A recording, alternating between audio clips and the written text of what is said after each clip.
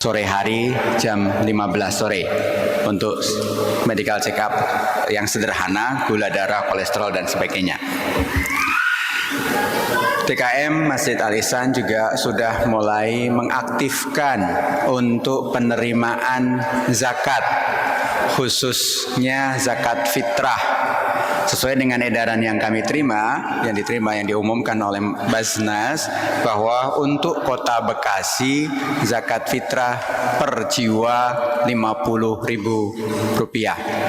Sehingga silahkan untuk disampaikan awal-awal, sehingga titipan kalau berupa uang akan segera kami belikan beras. Jadi sifatnya akadnya wakalah, nitip untuk beri beras, nanti berasnya kami belikan dan dibagikan kepada yang berhak. Karena ketentuan zakat fitrah sebelum sholat id, sebelum khotib naik mimbar, maka kami akan upayakan malam id itu sudah terdistribusi semua. Sehingga mohon kerjasamanya jamaah sekalian untuk menyampaikannya lebih awal. Nah, kalau melakukan transfer ke rekening zakat, ya, ke rekening zakat dan kasih keterangan untuk berapa jiwa dan berapa rupiahnya sih ketahuan. Sebaiknya transfernya, kalau mau menggunakan transfer, tidak digabung dengan transfer untuk zakat mal. Ya, jadi rekeningnya sama, tapi transfernya mohon kasih keterangan ini untuk zakat mal, ini untuk zakat fitrah, misalkan gitu, sehingga kami dapat menghitung dengan mudah, dengan baik. Kalau toh pun sudah terlanjur atau kelupaan, tolong dikasih catatan kepada kami ke nomor WA yang resmi di masjid kita, sehingga kami bisa data untuk penyaluran zakat fitrah. Hari Ahad juga kita akan, hari Ahad besok tanggal 8, kita juga akan menyelenggarakan pelatihan AI. Untuk yang muda-muda silahkan untuk gabung di hari Ahad siang ya, jam 3, jam 2, siang jam 2. Siang jam 2 kita akan ada pelatihan AI supaya kita bisa lebih, terutama yang muda-muda, untuk bisa memahami dan bijak menggunakan AI dan tetap bermartabat. Nah, saya kira itu beberapa pengumuman. Nah, seperti biasa, ada kuis. Nah, yang bisa angkat tangan dulu, jangan langsung jawab. Sahabat Rasulullah Shallallahu Alaihi Wasallam yang, ini bebas, mau ibu-ibu, mau bapak-bapak, mau anak-anak, boleh angkat tangan dulu, jangan jawab dulu ya. Sahabat Rasulullah Shallallahu Alaihi Wasallam yang dijuluki sebagai Al Faruq adalah Adi Umar bin Khattab. Semangat Judi.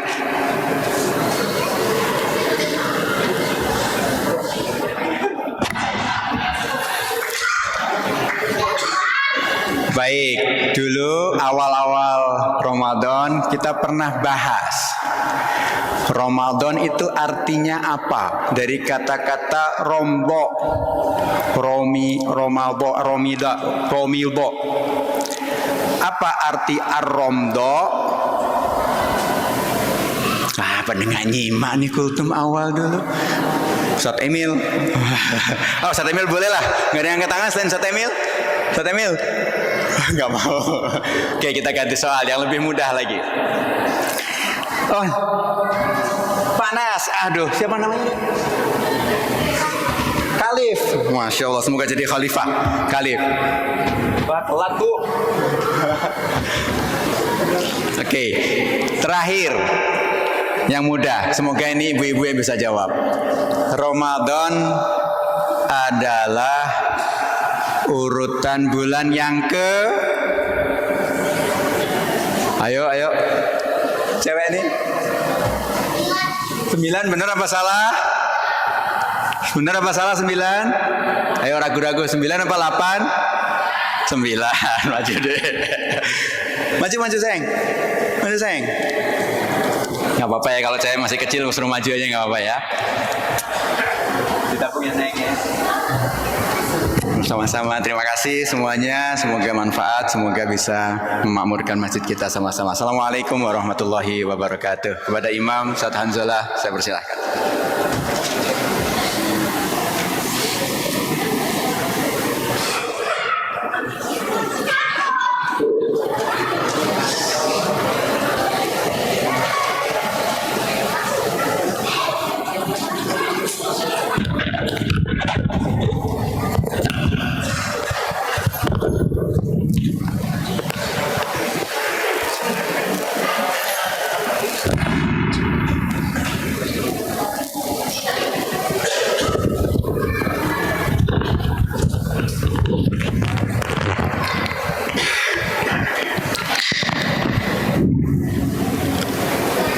لا تستوون صفوفكم أو لا يخالفن الله بين وجوهكم. Terus dapatkan saf ini kesempurnaan salat berjamaah. Allahu Akbar.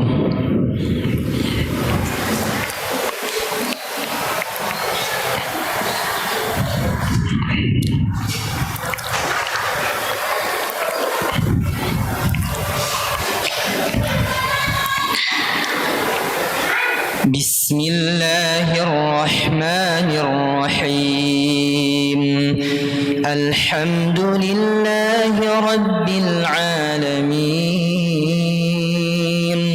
الرحمن الرحيم مالك يوم الدين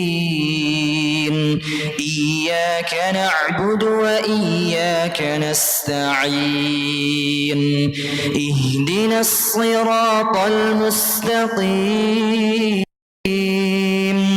صراط الذين أنعمت عليهم غير المغضوب عليهم ولا الضالين آمين.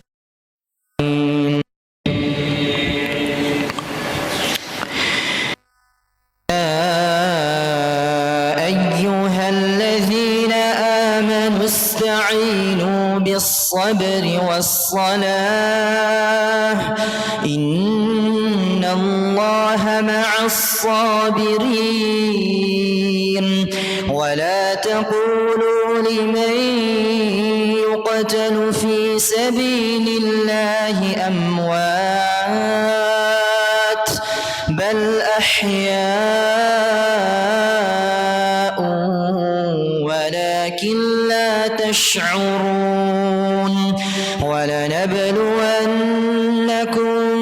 بشيء من الخوف والجوع ونقص من الأموال والأنفس والثمرات وبشر الصابرين الذين إذا أصابتهم مصيبة قالوا إنا لله وإنا إليه راجعون أولئك عليهم صلوات من ربهم ورحمة وأولئك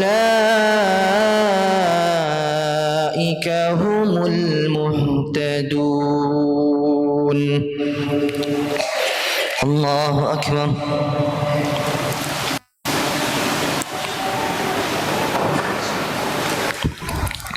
سمع الله حمده.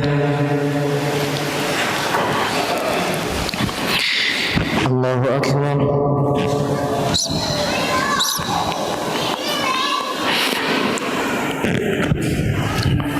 الله أكبر.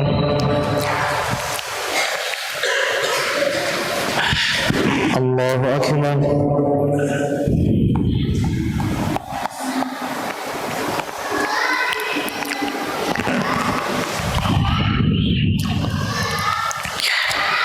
الله أكبر.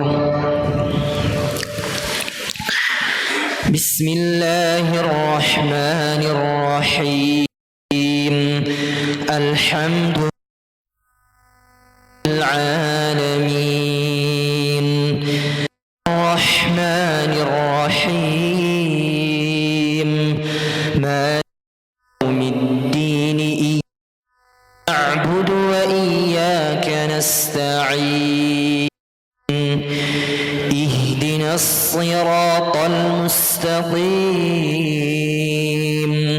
صراط الذين أنعمت عليهم غير المغضوب عليهم ولا الضالين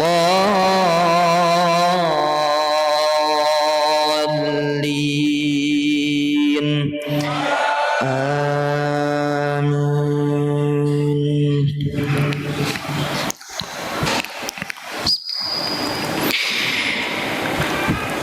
مثل الذين ينفقون أموالهم في سبيل الله كمثل حبة أنبتت 7 سنابل في كل سنبلة 100 حبة والله يضاعف لمن يشاء والله واسع عليم. الذين ينفقون أموالهم في سبيل الله ثم لا يتبعون ما أنفقوا منا ولا أذى لهم أجرهم عند ربهم ولا خوف عليهم ولا هم يحزنون. قول معروف خير من صدقة يتبعها أذى والله غني حليم. قول معروف ومغفرة خير من صدقة يتبعها أذى والله غني حليم.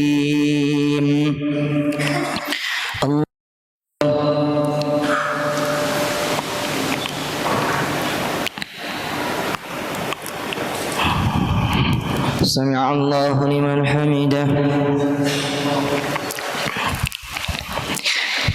الله أكبر.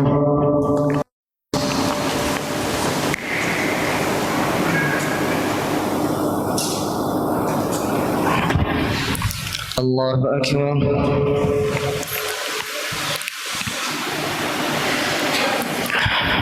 الله أكبر.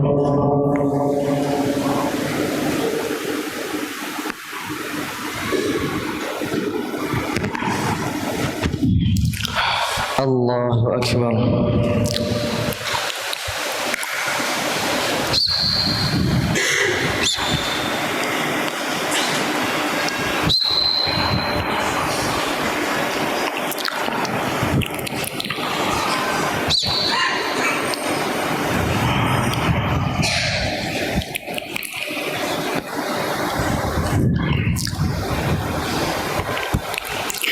السلام عليكم ورحمة الله. السلام عليكم ورحمة الله.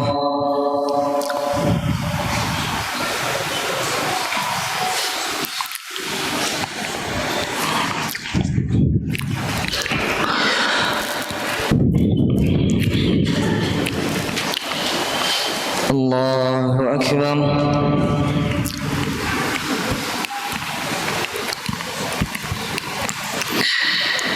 بسم الله الرحمن الرحيم. الحمد لله رب العالمين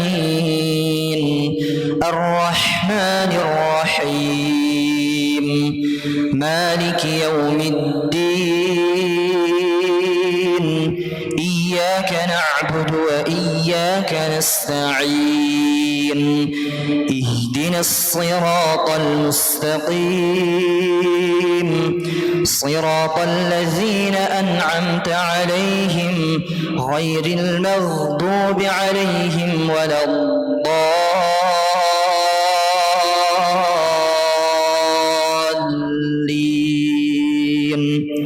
آمين. وأيوب إذ نادى ربه أني مسني الضر وأنت أرحم الراحمين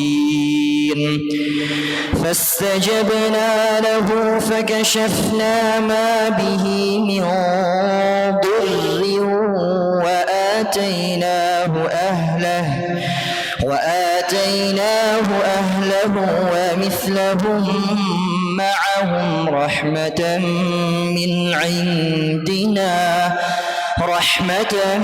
من عندنا وذكرى للعابدين وإسماعيل وإدريس وذا الكفل كل من الصابرين وأدخلناهم في رحمتنا إنهم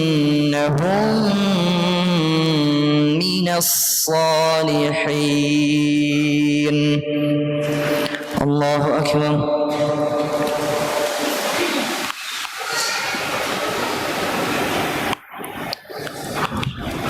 سمع الله لمن حمده. الله أكبر.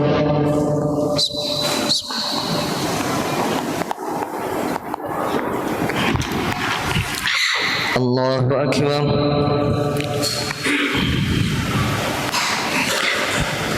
الله أكبر.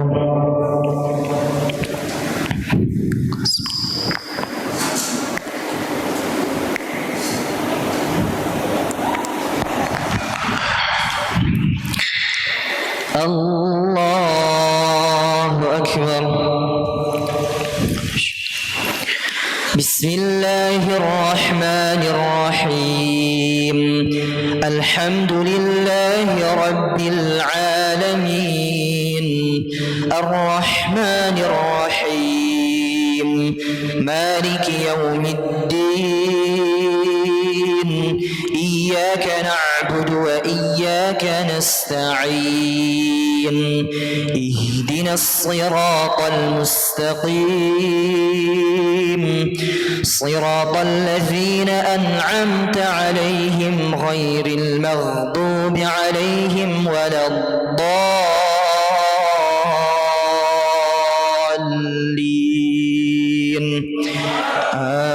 آمين.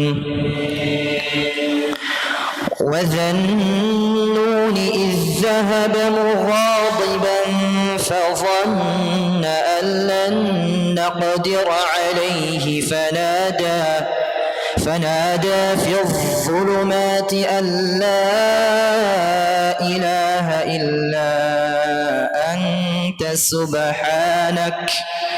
سبحانك إني كنت من الظالمين فاستجبنا له ونجيناه من الغم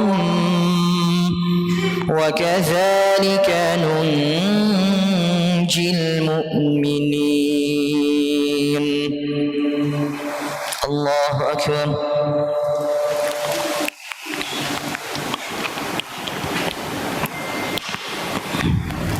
سمع الله لمن حمده. الله أكبر.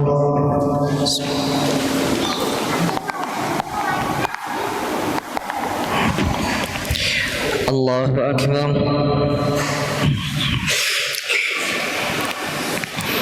الله أكبر.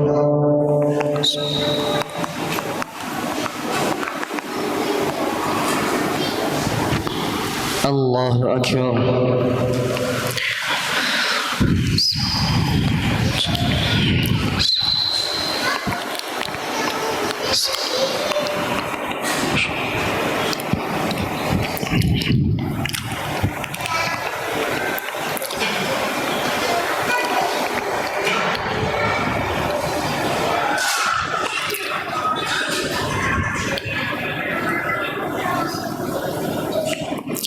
السلام عليكم ورحمة الله.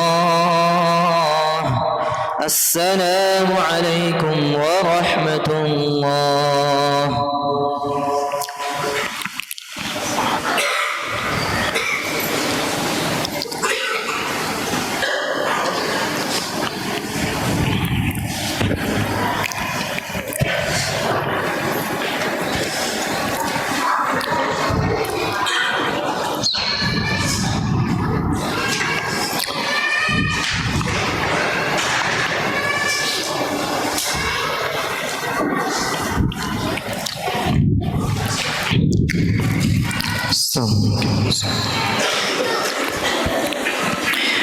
الله أكبر.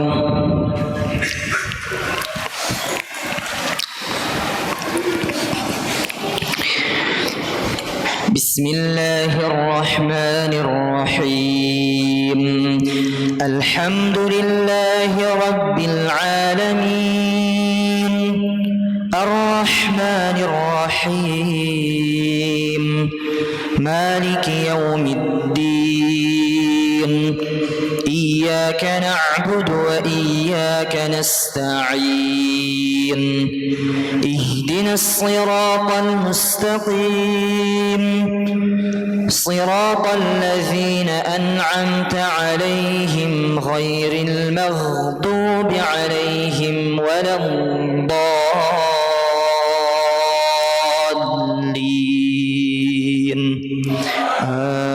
آمين. بسم الله الرحمن الرحيم. يا أيها الناس اتقوا ربكم إن زلزلة الساعة شيء عظيم يوم ترونها تذهل كل مرضعة عما أرضعت وتضع كل ذات حمل حملها وترى الناس سكارى وما هم بسكارى ولكن عذاب الله شديد. ومن الناس من يجادل في الله بغير علم ويتبع كل شيطان مريد.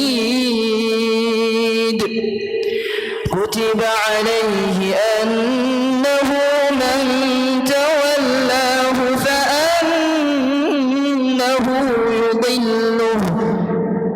فأنه يضله ويهديه إلى عذاب السعير. الله أكبر.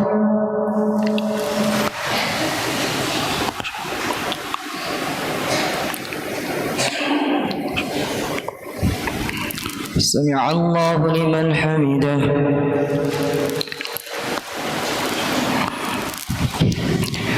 الله أكبر.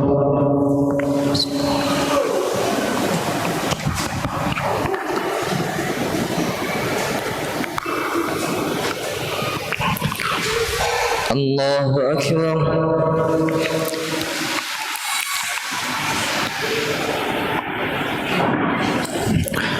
الله أكبر.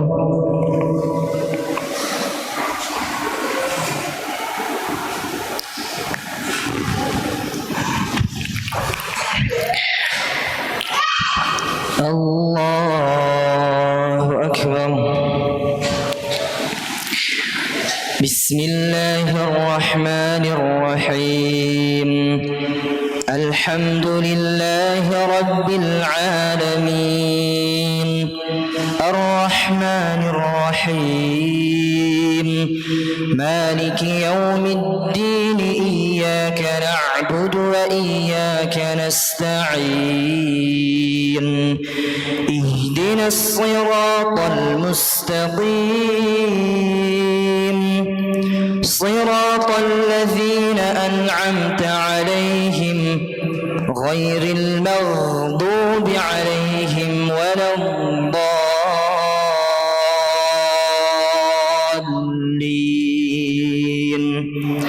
آمين.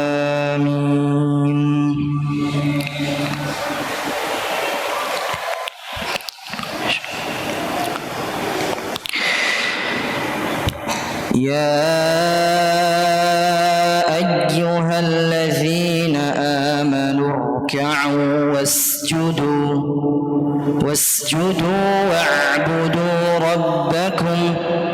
واعبدوا ربكم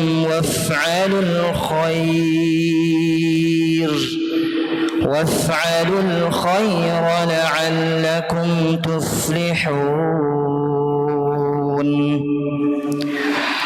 الله أكبر.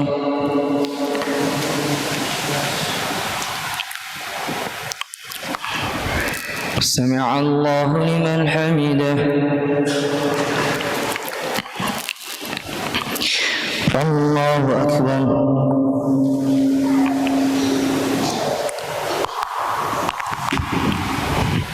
الله أكبر. الله أكبر.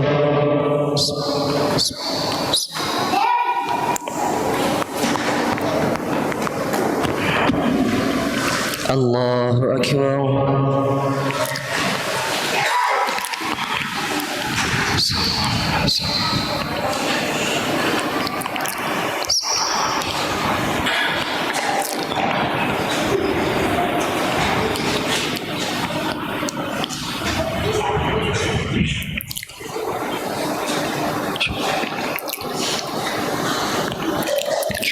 السلام عليكم ورحمة الله.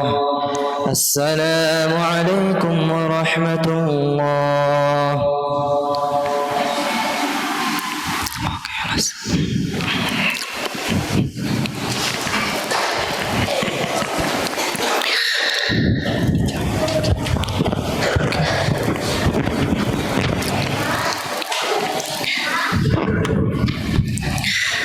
الله أكبر.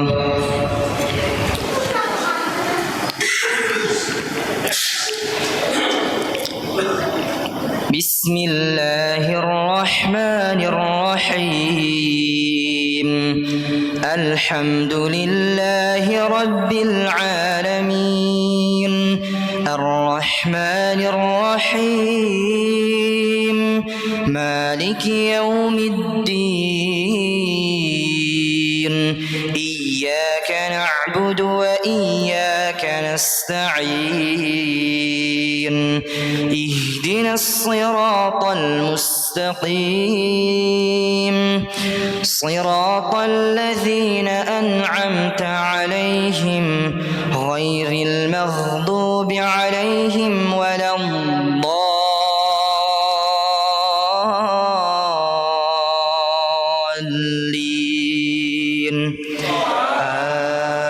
آمين. بسم الله الرحمن الرحيم.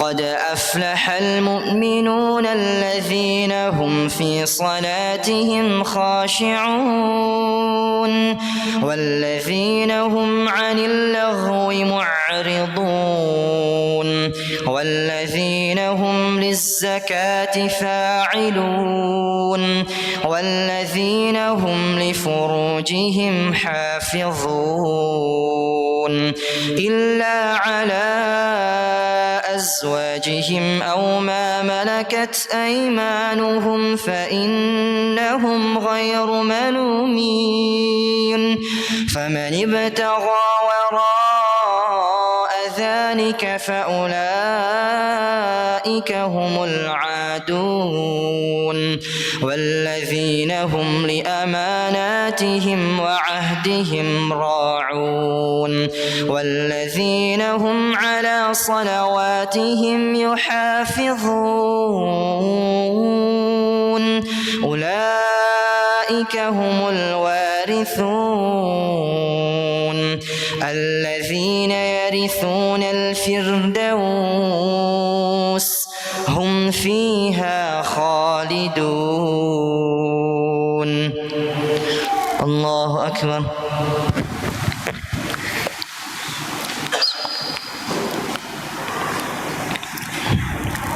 سمع الله لمن حمده.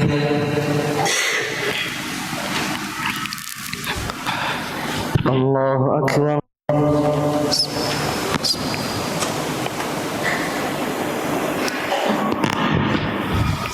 الله أكبر.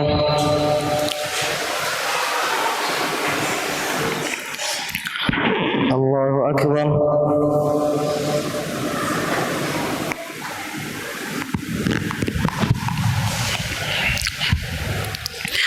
الله أكبر. بسم الله الرحمن الرحيم. الحمد لله رب العالمين الرحمن الرحيم مالك يوم الدين إياك نعبد وإياك نستعين اهدنا الصراط المستقيم صراط الذين أنعمت عليهم غير المغضوب عليهم ولا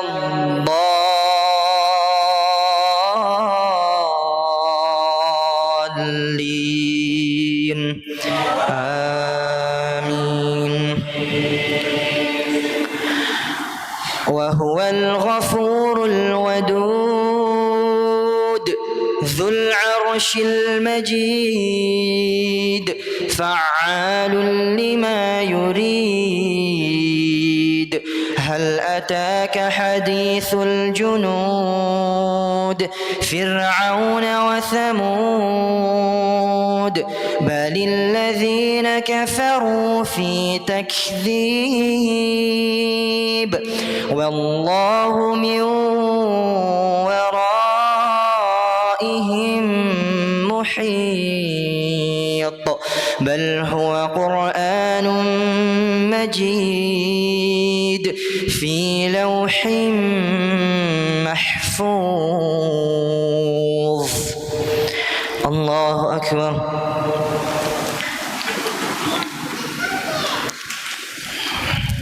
سمع الله لمن حمده. الله أكبر.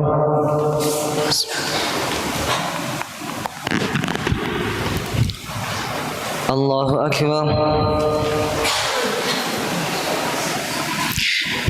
الله أكبر.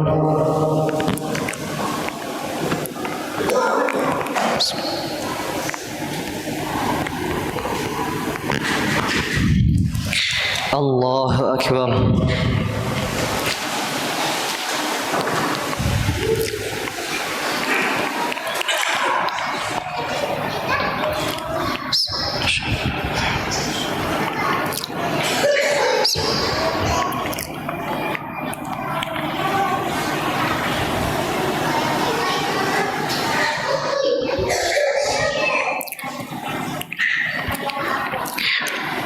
السلام عليكم ورحمة الله. السلام عليكم ورحمة الله.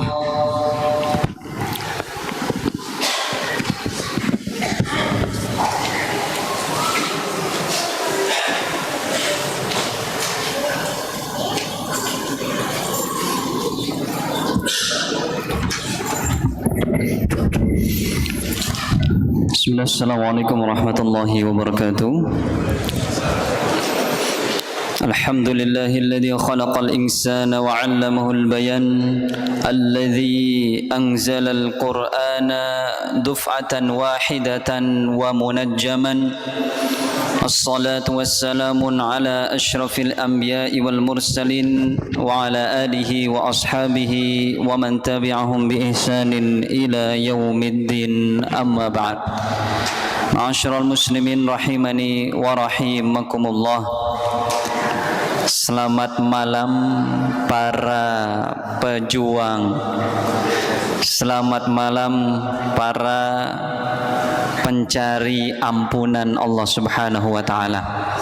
Semoga kita semuanya yang hadir pada kesempatan kali ini Allah terima puasanya, Allah sempurnakan pahalanya, sehingga kita semuanya termasuk daripada golongan-golongan orang yang bertakwa yang kelak akan mendapatkan ampunan dari Allah Subhanahu wa taala. Salawat serta salam senantiasa tercurah limpahkan kepada Nabi kita Muhammad sallallahu alaihi wasallam, kepada keluarga, para sahabat, tabi'in, tabi'ut tabi'in dan seluruh kaum muslimin. Kita juga mengharapkan kita sebagai umatnya di akhir zaman ini kelak mendapatkan syafaat dari Nabi kita Muhammad sallallahu alaihi wasallam. Qadarullah, pada kesempatan malam yang berbahagia ini, khotib yang dijadwalkan seharusnya pemberi kultum, beliau adalah Ustadz Bendri Jayusyur Rahman. Qadarullah beliau berhalangan, sehingga kami diminta untuk sementara menggantikan beliau. Jadi kalau dilihat, wah imamnya adiknya Ustadz Emil, yang kultum adiknya Ustadz Emil, waduh masjid ini dimonopoli. Bukan maksud kami, karena kalau dulu ya, harusnya yang bertindak sebagai pengisi kultum adalah beliau Ustadz Bendri.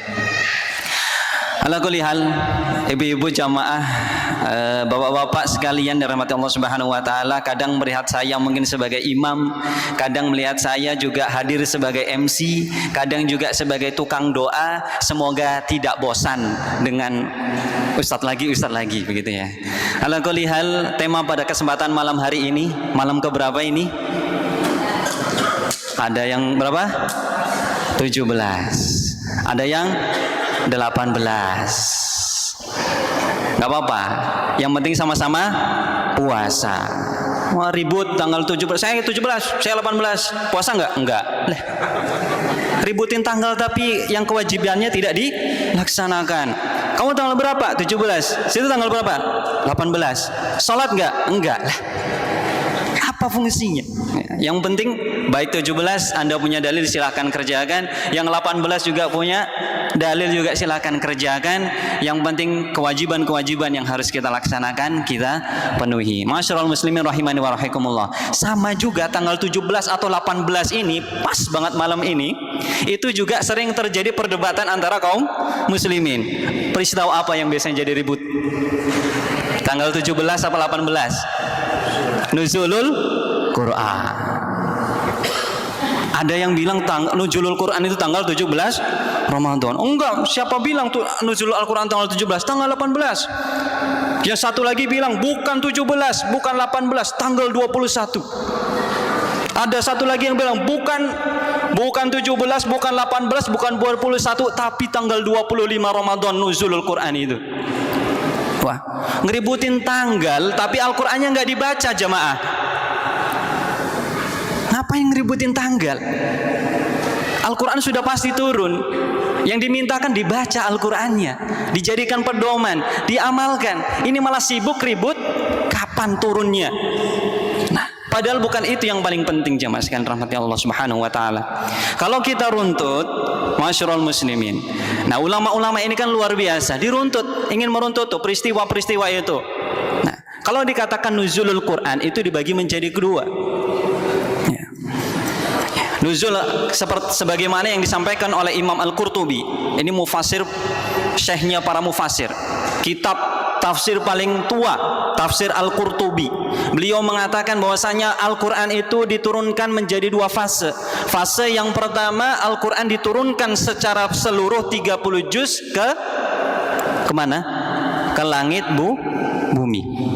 Fase yang pertama Al-Quran seluruhnya diturunkan 30 juz ke langit bumi. Kemudian fase yang kedua, dari langit bumi diturunkan secara berangsur-angsur selama 23 tahun kepada Nabi Muhammad SAW, menyesuaikan dengan kebutuhan hajat manusia pada saat itu.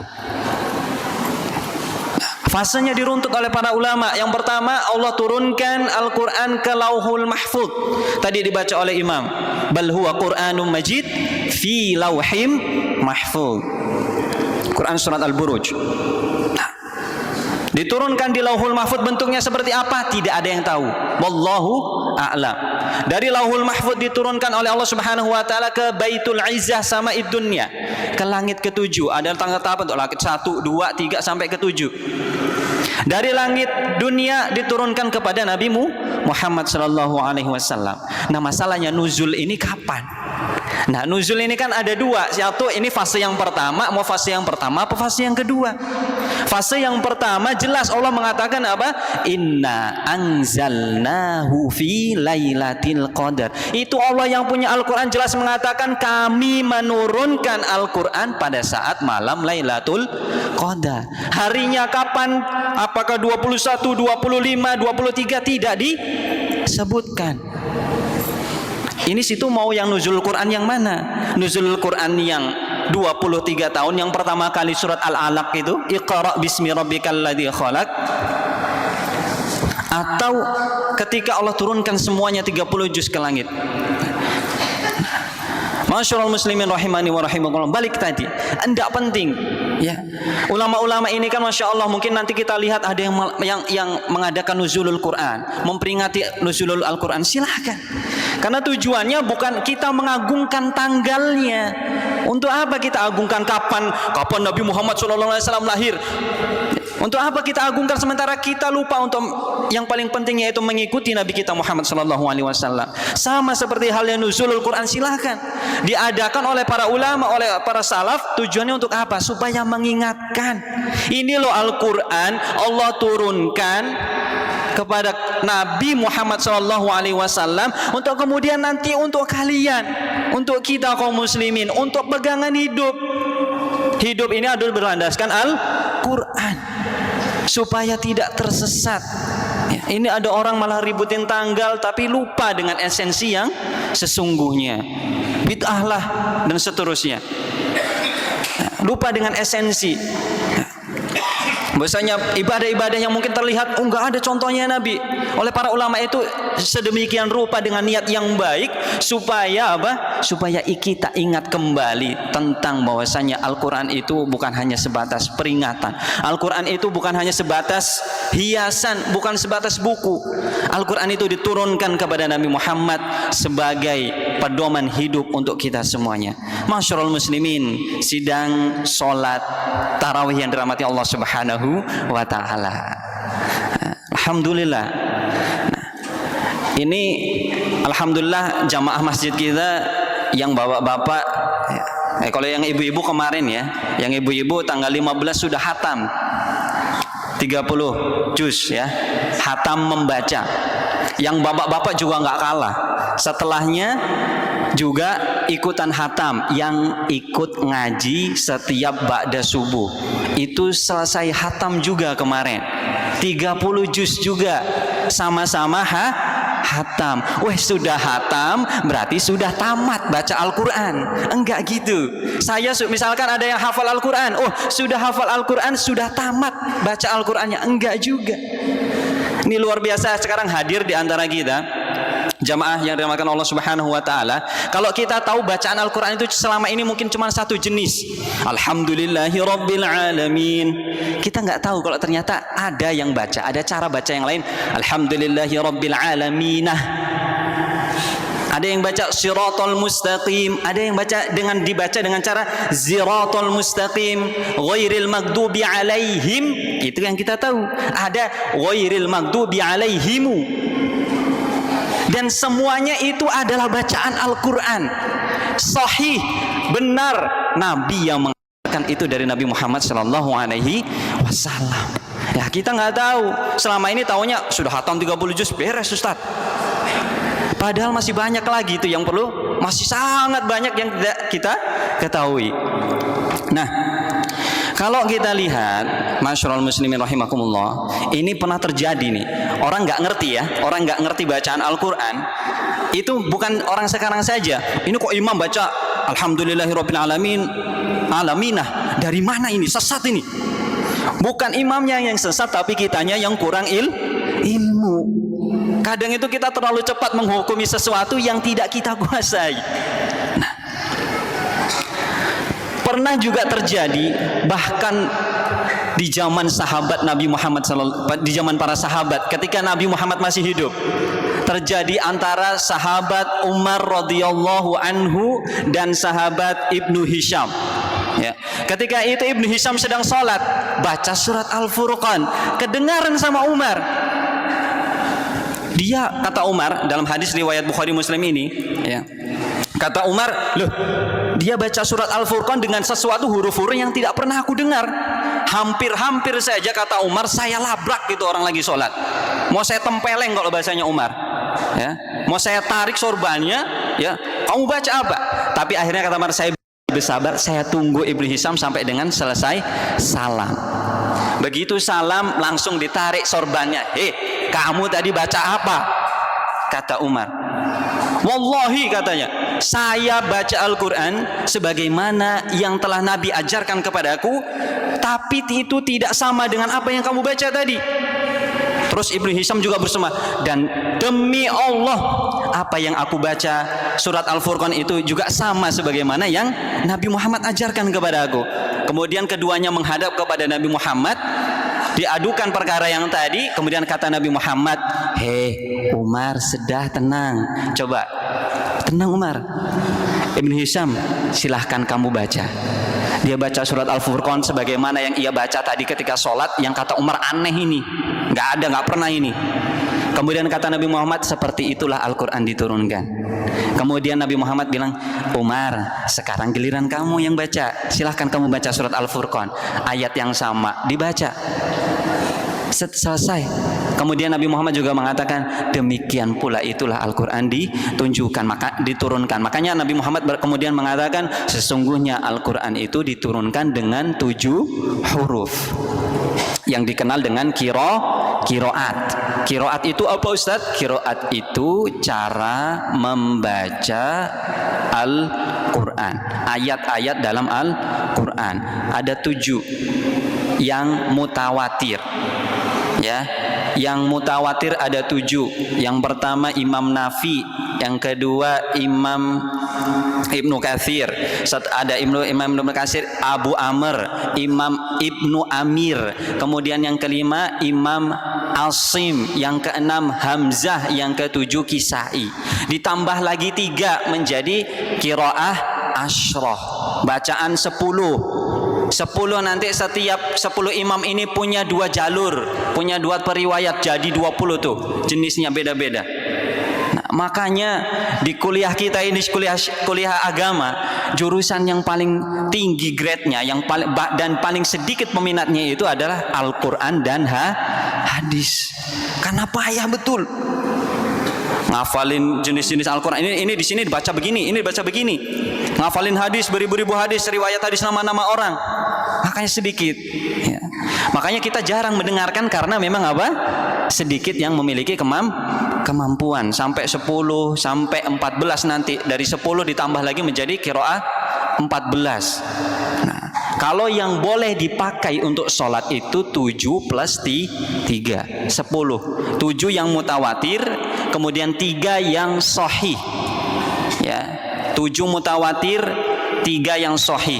Boleh dibaca sholat, dibaca juga dapat pahala. Yang tambahan 4 itu namanya qiraah syadzah. Qiraah syadzah itu apa? Qiraah yang lemah, yang tidak boleh dibaca untuk sholat dan tidak bermanfaat, berpahala dibaca. Masyaallah muslimin rahimani wa rahimakumullah. Susah enggak? Susah. Bayangkan, untuk pertama Bapak harus bisa baca Al-Quran. Setelah bisa baca Al-Quran harus hafal Al-Quran. Menghafal Al-Quran 30 juz. Selesai 30 juz apakah cukup? Tidak, harus melancarkan. Lancar 30 juz harus ujian. Standarnya biasanya harus bisa 30 juz sekali duduk. Dari mulai babi subuh sampai dengan maghrib setoran hafalan 1 hari. Setelah itu sudah lancar, sudah bacaannya harus sesuai dengan tajwidnya, tahsinnya, bacaan Nabi, baru dikasih sanad. Sanad itu apa? Luar biasa jamaah. Jadi nama-nama kita itu bersanding dengan nama-nama yang bersambung sampai Nabi Muhammad SAW. Kalau misalkan kita generasi ke-28, berarti ada 28 nama yang bersambung dari nama kita sampai dengan Nabi Muhammad SAW. Maka betapa mulianya, luar biasa. Dan tidak banyak yang memang Allah berikan karunia yang demikian. Banyak orang yang hafal Al-Quran tapi sedikit yang bersanad. Banyak yang bersanad tapi hanya 1 atau 2 sanadnya. Sedikit yang sampai 7, sampai 10 dan seterusnya. Ala kulli hal, masyarul muslimin. Nah, itu yang baca-baca itu tidak boleh sembarangan. Ustadz, saya lihat YouTube, nanti saya ikut wadduhi wallaili idza saji, ikut-ikutan dia sholat baca itu alhamdulillahi rabbil alamin. Belum pernah belajar tapi tidak pernah disetorkan kepada guru. Boleh nggak Ustadz? Tidak boleh. Nah, alhamdulillah kesempatan kali ini hadir bersama kita yang sudah punya sanadnya, sudah disetorkan kepada gurunya, punya landasan. Jadi insya Allah yang dibaca sesuai dengan kaidah-kaidah yang telah ditetapkan.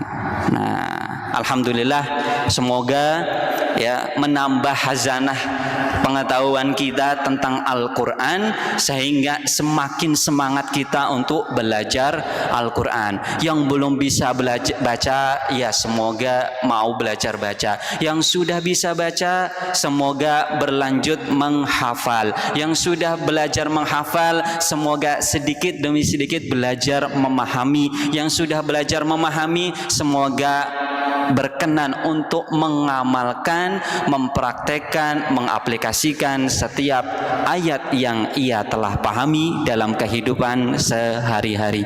Semoga Al-Quran menjadi syafaat bagi kita di hari kiamat. Semoga Allah jadikan keluarga kita semuanya, anak cucu kita menjadi para ahli Al-Quran, ahli kebaikan, ahli ilmu, dan semoga kita semuanya Allah masukkan surganya tanpa hisab bersama para keluarga kita, masuk ke dalam surga Firdaus A'la, surga yang paling tinggi derajatnya di sisi Allah Subhanahu wa ta'ala. Barakallahu li walakum wa nas'alullah lakum taufiq wal afiyah was sadat wan najah. Astagfiru minkum.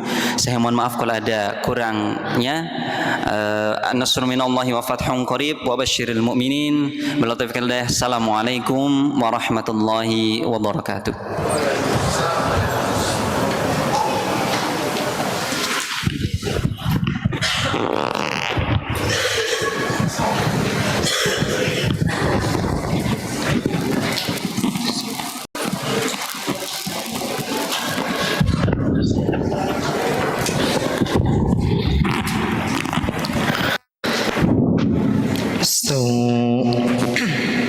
Aqimu sufufakum. Insyaallah kita akan membaca dengan riwayat khalaf dari Imam Hamzah. Allahu Akbar.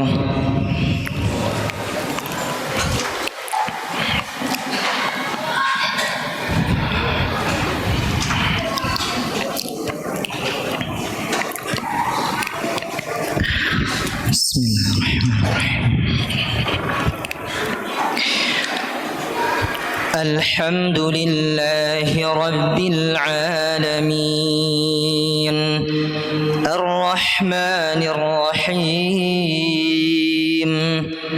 ملك يوم الدين إياك نعبد وإياك نستعين اهدنا الصراط المستقيم صراط الذين أنعمت عليهم غير المغضوب عليهم ولا الضالين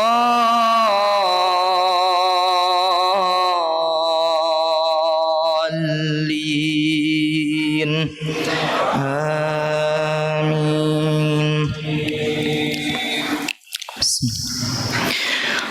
والضحى والليل إذا سجى ما ودعك ربك وما قلى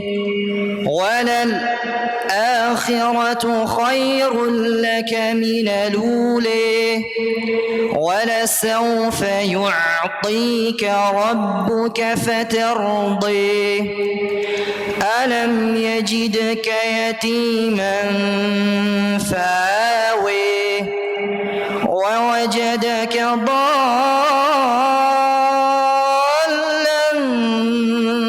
فهدي ووجدك عائلا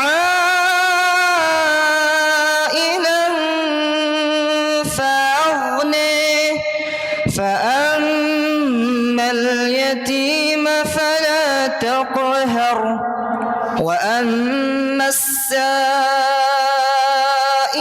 فلا تنهر وأما بنعمة ربك فحدث.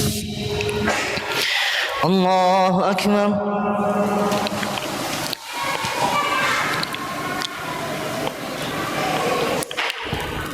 سمع الله لمن حمده. الله أكبر.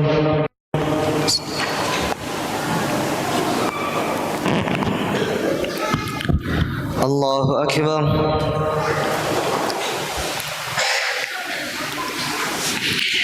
الله أكبر.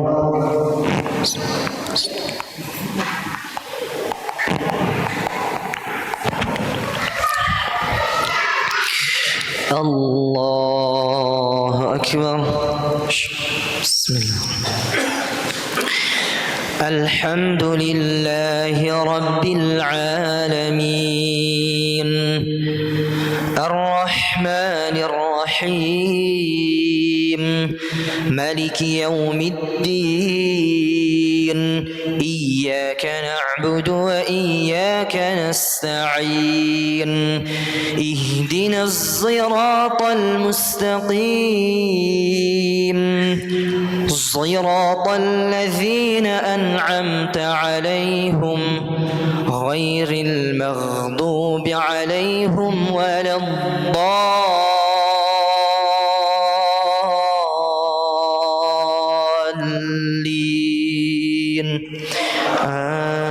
آمين.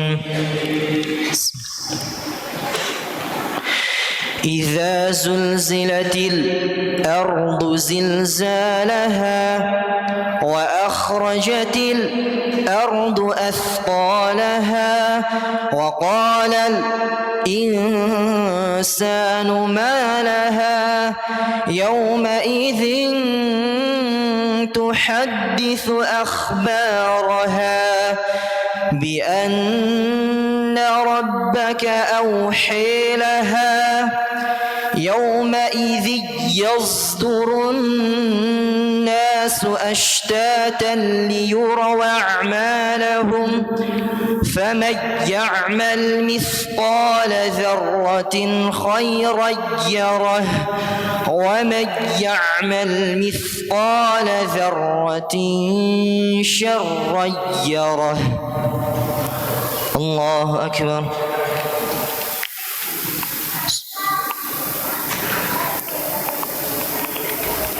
سمع الله لمن حمده.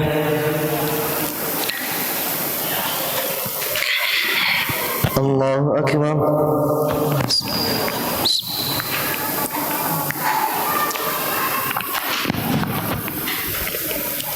الله أكبر.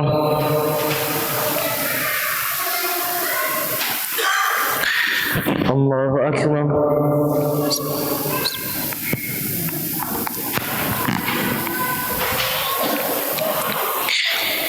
الله أكبر.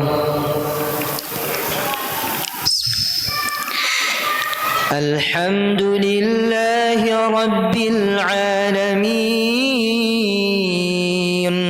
الرحمن الرحيم ملك يوم الدين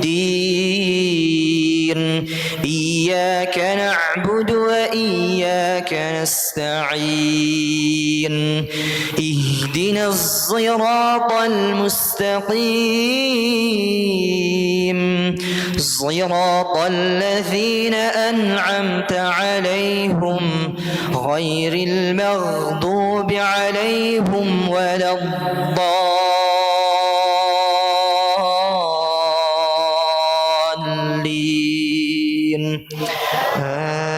آمين. بسم الله. إذا جاء نصر الله والفتح ورأيت الناس يدخلون في دين الله أفواجا فسبح بحمد ربك واستغفره إنه كان توابا. الله أكبر.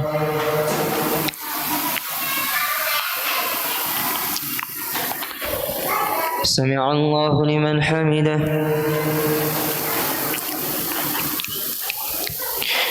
الله أكبر.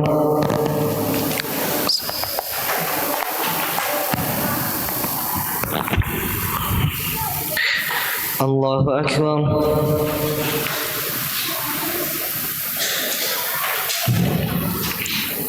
الله أكبر.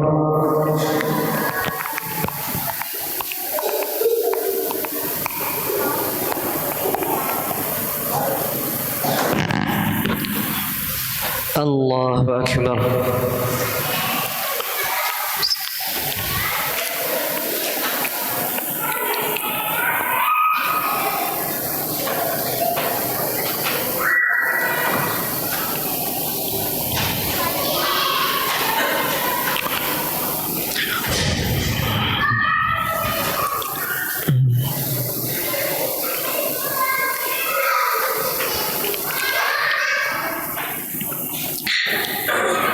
السلام عليكم ورحمة الله.